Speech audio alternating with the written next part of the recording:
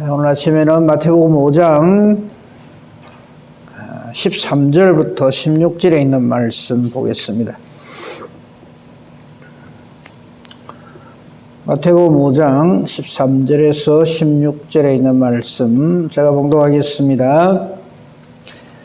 너희는 세상의 소금이니 소금이 만일 그 맛을 잃으면 무엇으로 짜게 하리요? 후에는 아무 쓸데없어 다만 밖에 버려져 사람에게 밟힐 뿐이니라. 너희는 세상의 빛이라.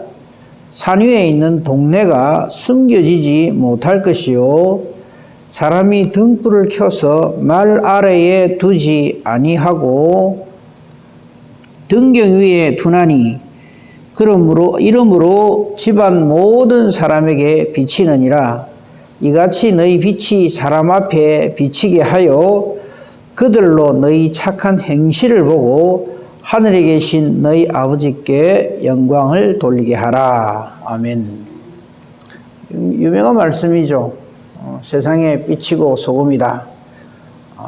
너희는 세상의 소금이고 세상의 빛이다. 그래서 이제 이 말씀을 이루기 위해서 우리는 소금으로 빛으로 살아야 한다. 그리고 이제 이 말씀을 이렇게 이제 해석을 하고 받아들입니다. 무엇에다 초점을 맞추느냐 하면 소금, 그 다음에 빛, 이게 대해서 연구를 합니다. 그래서 이런 이제 해석을 하죠. 소금은 맛을 낸다. 그러니까 우리가 가는 곳마다 살맛이 나게 만들어야 된다. 이제 이렇게 해석을 하죠. 그 다음에 소금은 부패를 방지한다. 그죠? 뭐 생선이나 뭐 이런데 상하기 쉬운 그런 거기다가 이렇게 소금을 뿌리잖아요. 그러면 그 소금의 특성, 짠맛에 의해서 부패를 지연시킬 수 있다. 그러니까 우리가 가는 곳마다 부패가 사라지게 해야 된다. 자, 거기에 이제 또 하나 더 이렇게 해서 이 소금이 그렇게 맛을 내려 그러고 또 이 부패를 방지시키려면 자신이 녹아야 된다. 자신이 녹는다는 것은 희생이다. 그렇죠? 짠맛을 내려면 소금이 녹아야 되고 부패를 방지하려면 소금이 녹아야 되니까 그것은 소금이 자기 자신을 이렇게 자기가 녹음으로써 그 일이 벌어진다. 이거는 우리 성도의 희생을 말한다. 그렇게 주로 그렇게 해석을 하죠. 저도 거기에 동의를 합니다. 그래 해야죠. 예수님이 너희는 세상의 소금이라 했으니까 그 맛을 잃어버리지 말라고 하시니까, 그리고 소금이 이게 부패를 방지하는 그 역할을 하니까 우리 그리스도인들은 이렇게 살맛을 잃은 사람들에게 이 세상 살맛을 이렇게 줘야 되고, 또 부패나 이렇게 거짓이나 이런 모든 인간에게 더러운 어떤 욕망 이런 것들이 난무하는 이 세상에서 우리 기독교인들이 역할을 감당해야 된다. 이 일을 하기 위해서는 우리가 희생되는 것을 감수해야 된다. 이제 그렇게 해석을 합니다. 그 해석에 저도 동의합니다. 그 다음에 이제 뭘 생각해 봐야 됩니까? 빛이죠, 빛. 빛이 뭔가? 이 어둠을 물리치는 거다. 빛은 진리, 하나님을 의미하고, 어두움은 죄악, 사탄, 마귀를 의미하는 것이고, 이 빛이 비치니까 어둠이 이기지 못하더라 하는 요한복음의 말씀도 있고 해서 세상에 우리는 빛이다. 이 빛이 비칠 때는 이 숨겨지는 것이 없다. 그러니까 소금이 이 세상을 이렇게 정화시키는 역할을 하는 것처럼 빛도 그런 역할을 한다. 그래서 우리는 세상의 빛이라고 하셨다. 그리고 이 빛은 사람이 등불을 켜서 말 아래 두지 아니한다 할 적에 이 말이 뭔지 아십니까? 말 아래 두지 아니한다.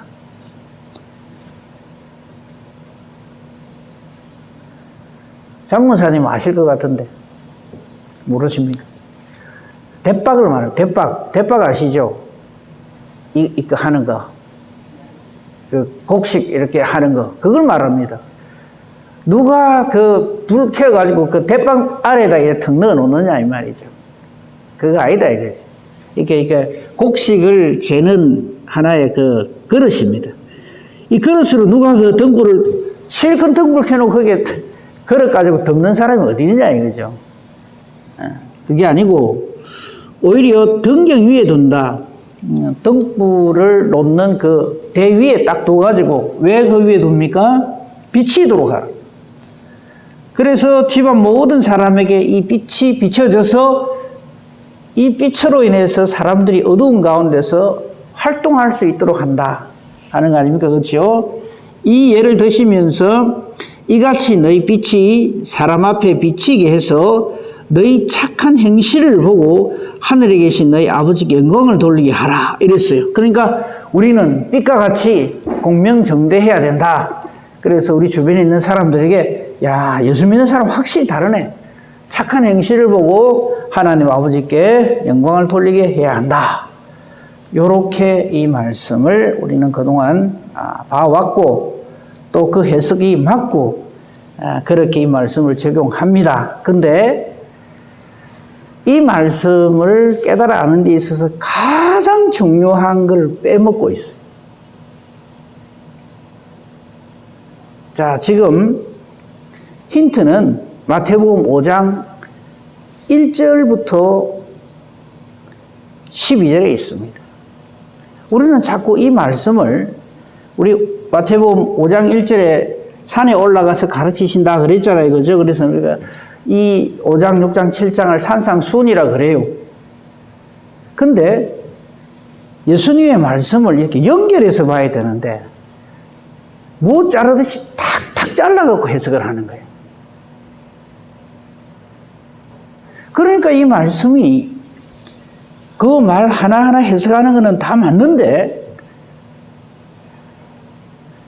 여기서 말하는 너희가 누군지 어떻게 하면 세상에 소금이 되고 빛이 되는지는 놓치고 있는 거예요. 그러니까 소금하고 빛에다가 막 그냥 초점을 다 맞춰버려가지고 진짜 이 말씀의 연결고리는 다 끊어버리는 거예요. 자, 다시 보세요. 예수님께서 지금 산 위에서 제자들을 불러놓고 제자들을 보고 이 말씀을 하십니다. 그러면서 우리 지난번에 봤죠. 3절부터 심령이 가난한 자는 해가지고 소위 말하는 팔복이라 그러죠. 이거 쭉 한 다음에 자, 1강 끝 휴식. 그 다음에 뭐 두 번째 시간 이렇게 자꾸 해석을 하는 거예요. 여기에 예수님이 말씀하시는 너희라고 하는 이 너희는 앞에 말하는 예수님을 만난 사람의 복이 있는 너희는 이 말이에요. 그렇게 해석을 해야지. 팔복은 팔복대로 끝. 그 다음에 팔복 다 받은 사람은 그래 잘 살고 그 다음에 예수님이 또 하신 말씀은 빛이고 소금이고 이제 이렇게 해석을 하거든요.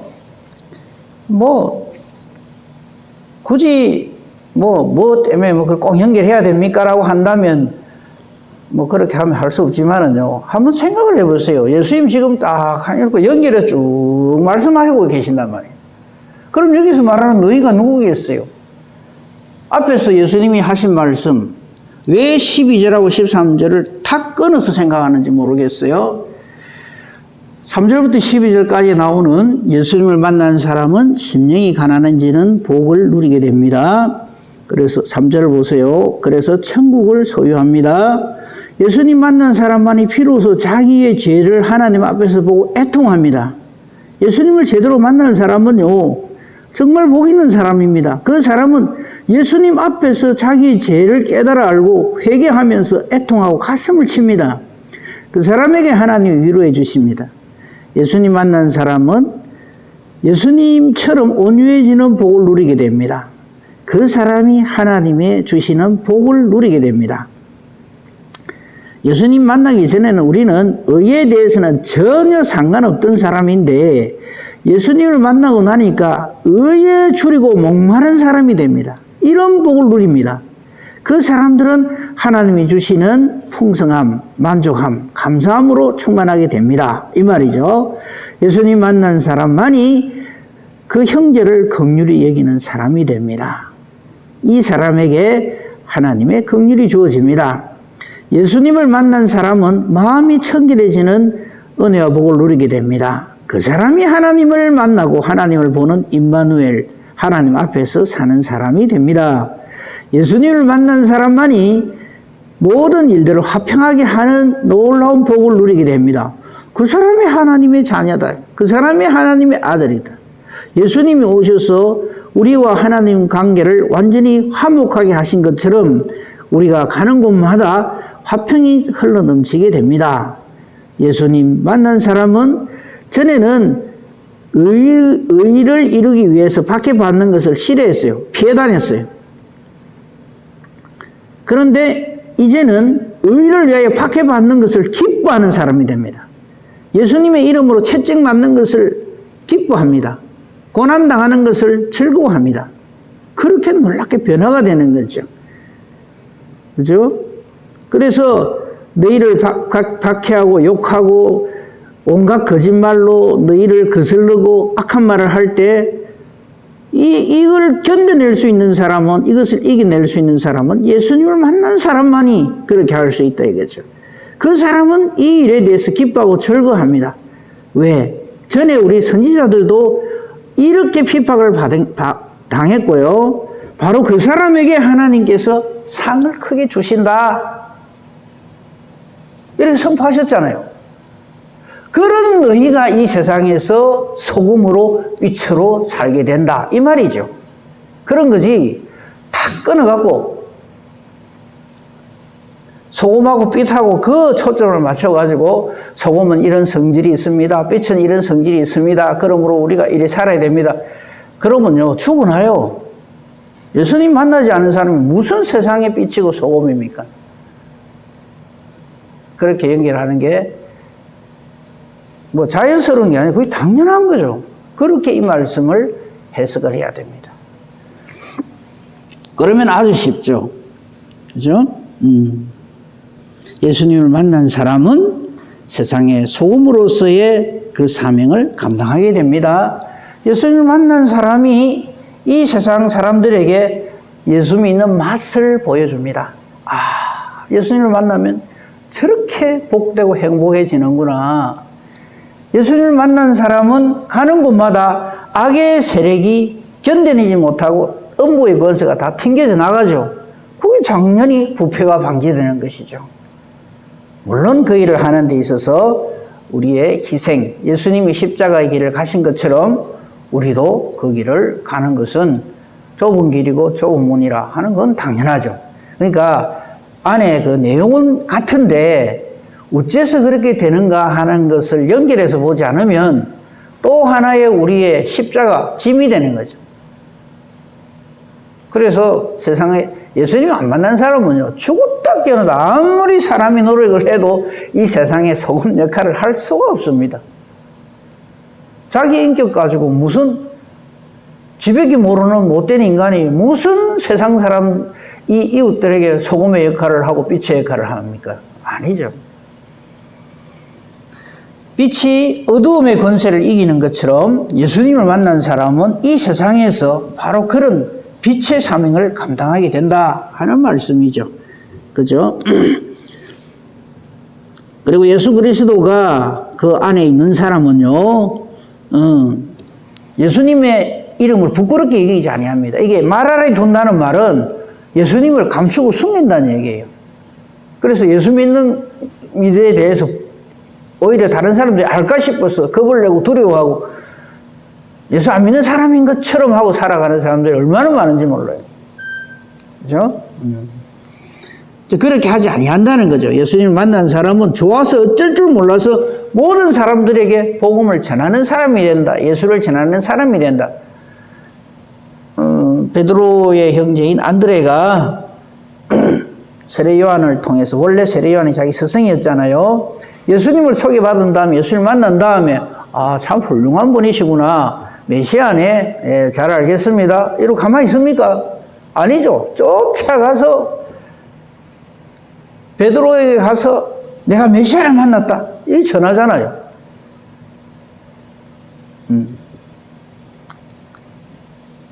근데 한 가지 여기서 조심해야 될 것은 세상이 빛이다. 그러니까 내가 빛인 줄 알아요.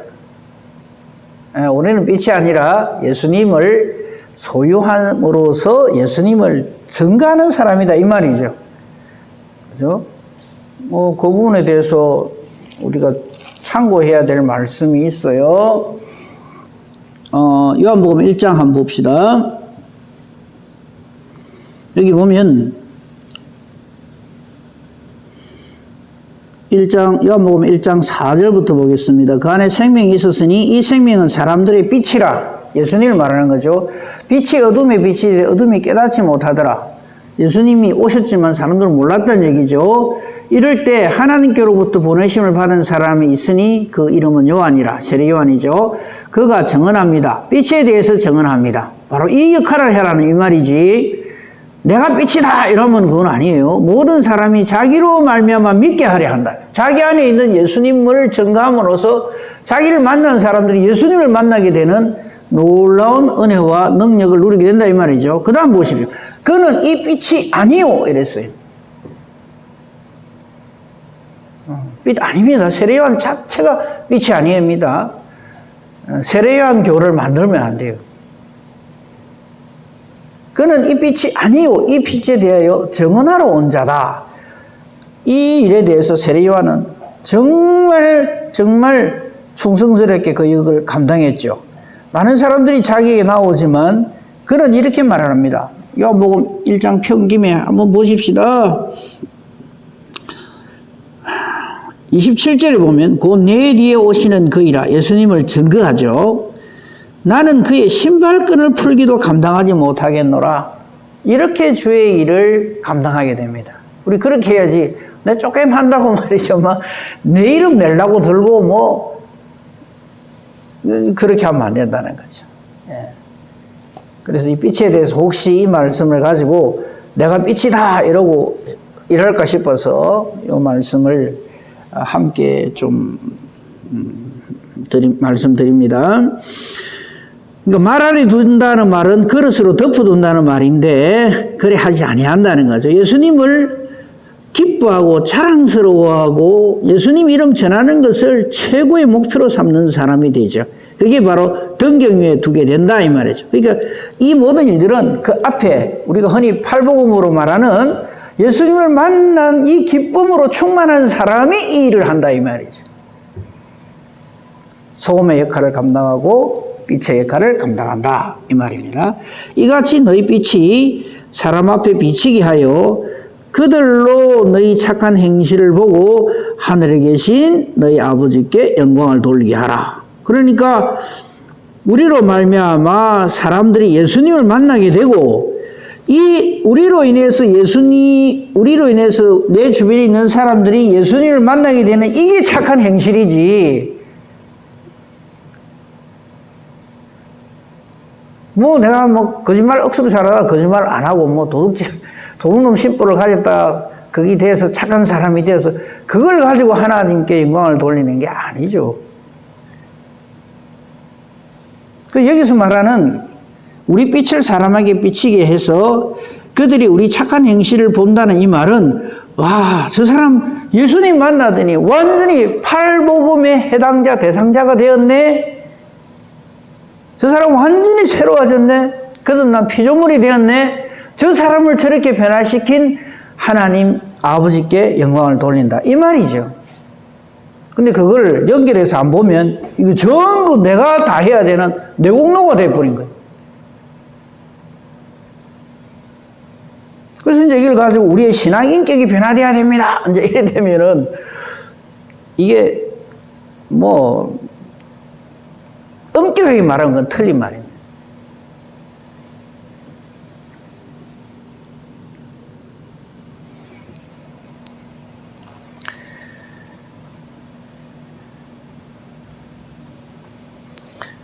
이 말씀하고 연결이 되는 한 말씀이 있어서 소개하겠습니다. 고린도후서 2장 갑시다. 고린도후서 2장에 보면 지금 우리는 이제 소금을 예를 들어서 그 다음에 빛의 그 역사명을 하는 일을 예를 들어서 했는데, 이 고린도후서 2장에는 그와 같은 맥락으로 사도 바울이 향기를 가지고 이야기를 합니다. 여기서 이 향기라는 게 뭐 사람마다 다 취향이 다르겠지만 무슨 향수가 제일 마음에 듭니까? 뭐 그거 지금 말하는 거 아니에요. 고린도서 2장 14절부터 보십시다. 여기 보면 전부 예수 그리스도의 향을 말하는 거고 예수 그리스도의 영향력을 말하는 거지 우리의 어떠함이 아니라는 걸 알 수가 있어요. 한번 보겠습니다. 고린도후서 2장 14절입니다. 항상 우리를 그리스도 안에서 이기게 하시고 우리로 말미암아 각지에서 그리스도를 아는 냄새, 이게 뭘까요? 즉 우리가 본 예수님의 산상수훈에서 말씀하시는 세상의 소금, 세상의 빛 역할을 우리가 예수님을 만난 사람이 감당하듯이 예수 안에 있는 사람은 예수 그리스도를 아는 향을 낸다 이거죠. 그 말을 하는 거죠. 이게 같은 그런 같은 맥락을 유지하는 말씀이 되는 거죠. 그래서 그리스도를 아는 냄새를 나타내시는 하나님께 감사하노라. 그러니까 나의 어떠함을 가지고 저 사람 참 훌륭한 사람이야, 저 사람 참 됐어, 저 사람 참 용한 사람이야가 아니라 하나님께 감사하게 해야 되는 거예요. 저 인간이 저렇게 변화되는 거 정말 예수님의 은혜가 놀랍구나, 정말 하나님께 감사할 일이구나, 이래 돼야 된다 이 말씀입니다. 그래서 이런 사람이 되면, 예수님을 만난 사람이 되면 이 사람은 구원받은 사람이나 안 받은 사람이나, 그죠? 구원받는 자들에게나 망하는 자들에게나 하나님 앞에서 그리스도를 뿜어내는 사람. 그리스도의 향기라는 게 뭡니까? 예수님이 향수 몇 번을 썼다 이게 아니고 그리스도를 증거하고 드러내는 사람이 된다. 우리가 세상에 빛의 역할을 하고 소금의 역할을 함으로써 우리를 통해서 예수님을 보게 된다 이 말이죠. 야, 저 사람 진짜 대단한 애가 아니라 예수님을 만난 사람은 저렇게 되는구나 하는 증거자가 돼야 된다. 예수의 증인이 돼야 된다 이 말이죠. 이 사람에게서는 사망으로부터 사망에 이르는 냄새, 저 사람에게 사망의 생명에 이르는 냄새, 누가 이를 감당하리요? 누가 이를 감당하겠어요? 예수님이 있는 사람 아니면은 절대 이 일을 못합니다. 그러므로 오늘 본문에서 너희는 세상의 소금이다, 너희는 세상의 빛이다. 그러니까 그래 맞아, 소금처럼 살아야지, 내가 빛처럼 살아야지, 그래갖고 내가 어떻게 해보려고 발버둥을 칩니다. 그 말이 아니죠. 예수 만난 사람은 예수님이 이 세상의 빛이요 이 세상의 소금이셨던 것처럼 바로 그렇게 살게 되는 복을 누리게 된다. 그래서 저는 그렇게 생각합니다. 이 마태복음 5장 3절부터 12절까지가 8복음이라면 요건 9복음이에요. 9번째 복이라. 예수 만난 사람은 이 세상에서 소금의 역할을 하고 이 세상에서 빛의 역할을 한다. 그래서 하나님 아버지께 영광을 돌리게 됩니다. 그 16절 끝에 보십시오. 너희의 이런 예수님을 만난 모습을 보고 주변에 있는 사람들이 하늘에 계신 너희 아버지께 영광 돌리게 해라. 그래서 우리 인간의 최고 목적이 뭡니까? 하나님을 영화롭게 하는 거죠. 그렇게 연결을 해서 이 말씀을 해석하는 것이 정확한 해석이다. 그렇게 볼 때에 이게 연결이 되고, 지금 예수님은 한 장서에서 지금 쭉 연결해서 말씀하시는 거지, 딱딱 끊어갖고 지금 말씀하시는 게 아니거든요. 그죠? 그렇게 되면은, 그 다음, 내일 보겠습니다만, 율법과의 관계에서도 해결이 싹 다 풀립니다. 그래서 이렇게 말씀하시는구나. 이렇게 봐야지, 말씀을 토막토막, 물론 토막토막 내가지고 깊이 들어가는 것도 중요하지만요. 지금 예수님이 쭉 선포하시는 이 말씀에 말씀하시는 분의 의도를 알아야죠. 예.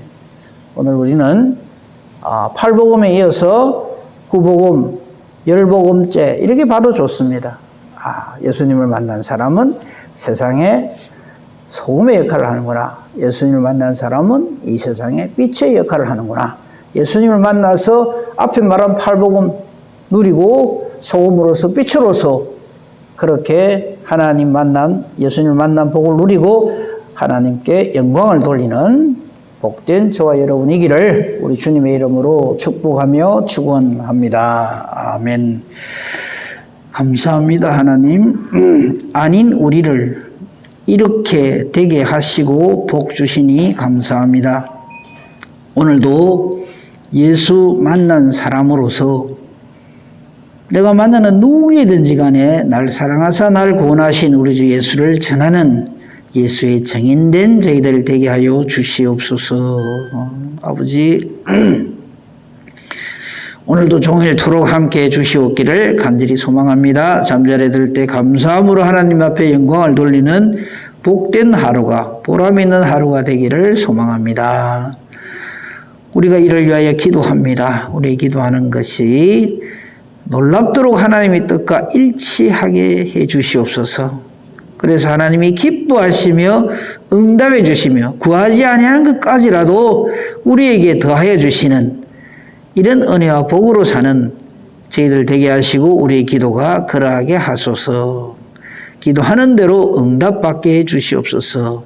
범사대소사 오직 주님 손에 부탁합니다. 감사하오며 우리 주 예수 그리스도 이름으로 기도합니다. 아멘.